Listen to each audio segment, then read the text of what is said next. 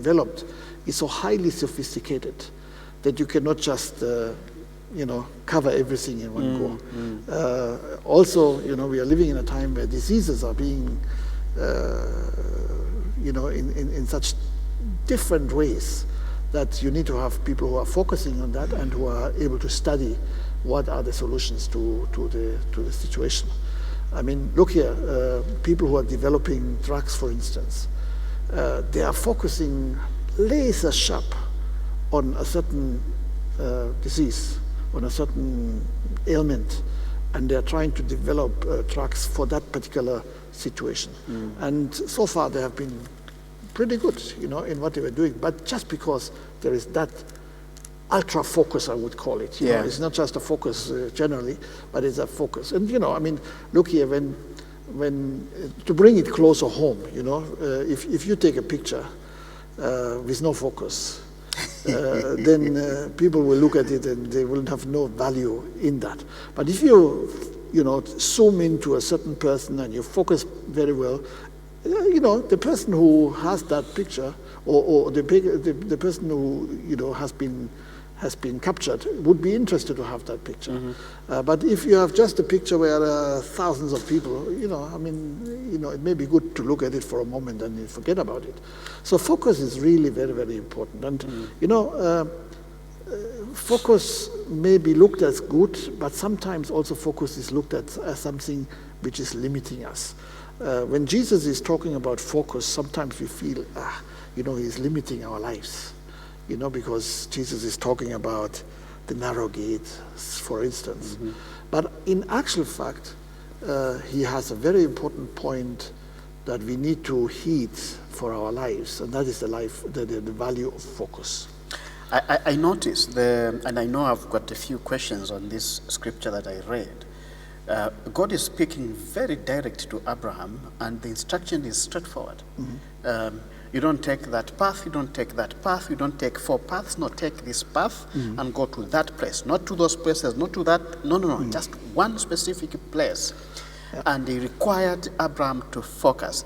Now, I'll be asking another question just on that, but this time around, I want to find out, we read the Bible and we see that in the Old Testament, God was speaking to his children in more or less like direct way. Yeah, absolutely. I see Abraham here receiving instructions from God directly. I don't think this is what we are seeing now. And how easy is it? That's a question that always must come when we're talking about this thing. Yes. How easy is it to decipher God's voice in the midst of what we are surrounded with right now? Okay, I think this is where we really need to set our focus now, because you are right. There are so many people who feel, okay, I'm going to church. That's it, I'm Sunday morning. I'm found with a congregation, and that's it. More than that, very often you can't see. But really, I believe there is a requirement for us to focus much, much deeper than that, because like I called this subject to the blessing of a focused life. Many times we feel a focused life is a limitation, but it's not a limitation. It's a blessing. As long as we don't have a destiny, every way is okay. But you can't walk every direction. You can't walk south, north, east, and west at the same time. You have to come to a clear, decision. What is my way? And I think this is what we are seeing lacking in our days. People are walking anyhow, anywhere, and they think that is good. And if you are saying, no, there is a focus, then they feel like restricted. When Jesus says, you must enter through the narrow gate, they're saying, no, this is not good. But actually, even the professional world will tell you that if you are to get anywhere, then you have to focus on a very narrow kind of pathway, because everything else will take away from what you're trying to achieve. Let me give you an example.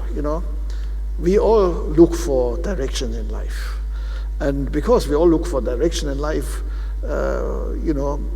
our engineers have developed something which we call the GPS, the Global Positioning System.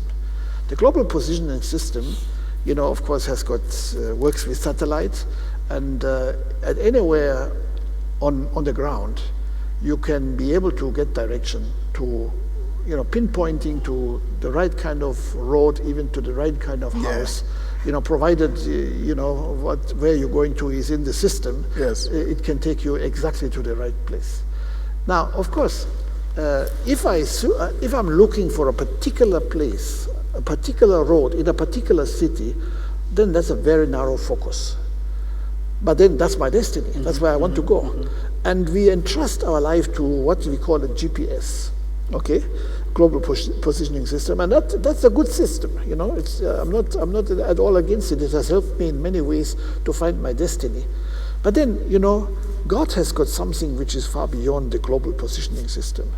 God is the one who wants to give us direction, just like he gave Abram direction. Okay, he says, go this direction, follow me, leave your father's house, leave your family, and I'm going to show you a land that I'm going to give you and your descendants. So in other words, that was very, very focused, very clear. And only because he was following the instructions that God gave him, could he be able to actually take charge of that land that God gave him. Could he actually find that land that God promised him? And eventually, that became the homeland of his descendants. It was a narrow focus, but it was a guidance that became very, very important for him and his family and the descendants after him. And I think this is true in every one of our lives. If we are saying, God, guide me. Okay, what do we mean with guide me? Is it just to listen to a sermon? And we do pray such prayers. We do pray, yes. Every other time when you're on your knees, God guide me in this. And yet, coming back to my earlier question, I don't know after prayer whether we close our ears or our attention to the inner voice of God. Then when the voice comes, and the voice comes for sure, but then we find, but this is too narrow. This is I don't think this is restricting God me. speaking. Can I not do this, or can I not do the other?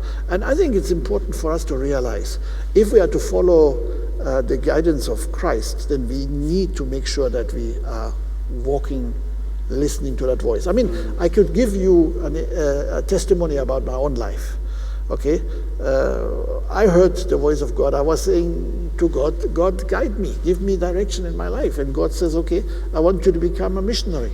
Okay, and then God guided me to come to Zambia, and here I am. I would never have come here. Why would I would have come here? But did you ask God, but can't you take me to a better country? Well, actually, I had some other countries in mind, and they were not the ones God led me to. Yeah. I never knew that I would come to Zambia. I mean, to be honest with you, I knew a little bit about Zambia because I heard from other people. But in those days, when I had a call to go into missions, there was very little known about Africa in the Western world. Very, very little. You had to look very hard. In fact, when I finally knew I'm coming to Zambia, I was going to a library, and the only one thing that I found, and it was just a little pamphlet, not even a book, was somebody's description that he took a tour through Zambia, more on an adventurous kind of trip. And there was no Google by then. And there was no Google, there was no internet, nothing like that. Yeah. I mean, the world has totally changed. So, I mean, I was trying to research, and that is the only thing I found. And then when I went to ask, is there not anything more about Zambia? They were looking into their catalogs, and they said, oh yeah, we found a book written by Kenneth Gaunda, letter to his children, And I said, okay, order it for me. I want to know whatever I can know about Zambia, I want to know. And yes, of course, that's all I found. All I found. Can you imagine? There was nothing available at that time. I mean, this is amazing. Today you can just check on any road in Zambia or in Dola or anywhere and put it in Google, and it will tell you exactly, pinpointing where it is. Now, you had to come to a country that you had no idea how it looks like. And here is Abraham. So I'm trying to find similarities between your story and Abraham's story. Here's Abraham being told, stand up, go to a place I will show you. Yes. He has no idea which place that is. And he goes along with the Lot. But when they reach there, they stay there, and there are some issues between Lottie and himself. Finally, they have to separate. Yeah. And the funny thing is, he asks Lot to pick the better land, and he takes the other one. Was he banking on the blessings and promises God? God? I mean, he had the choice to choose the wider, better land, Exactly. not the narrow.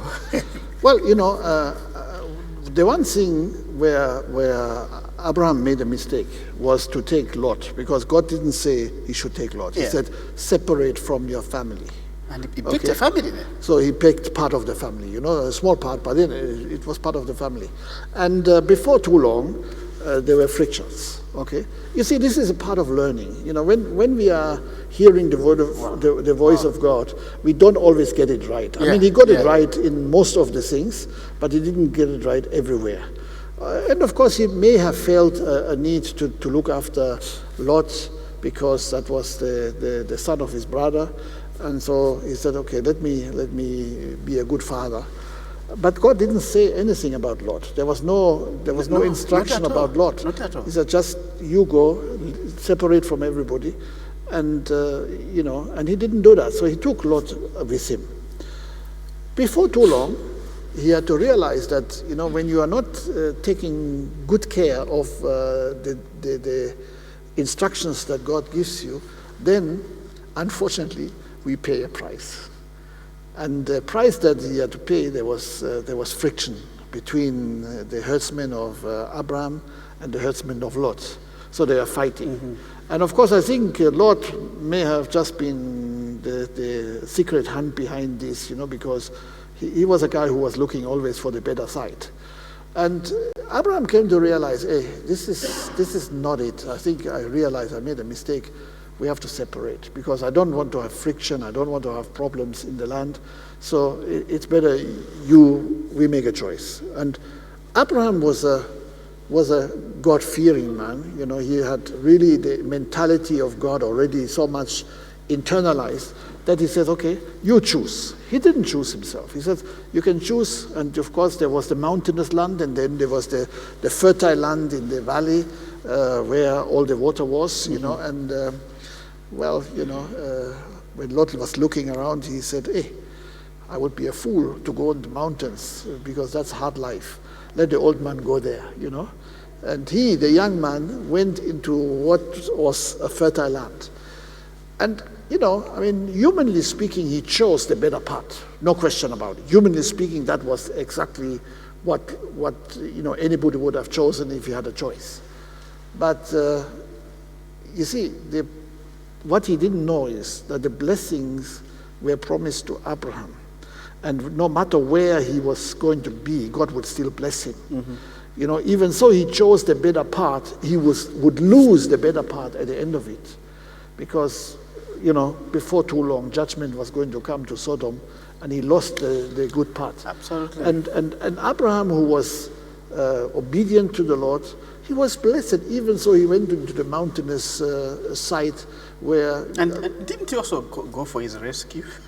Yes, in fact, not only did he finally, plead for him and for Sodom because of the judgment which was impending to come over the city, but he had to rescue him as well. So he was always have to come in as a last resort, of helping him out. Perhaps the prices we pay for choosing the wider options. Exactly. The wider wrong options. That's right, yeah. And you see, that's where we see focus. The clearer, more sharper the focus is, we only see blessings coming to us. Amen. As a result of that. What would be the requirements? I know we may have touched on these already. What would be the requirements for leading a focused life? I'm thinking obeying and hearing the word of God, the voice of God is one of them. Yeah. Well, absolutely. You see, there is no substitute to hearing the voice of God. Jesus says, I'm the way, the truth, and the life. Yeah. No one comes to the Father except through me.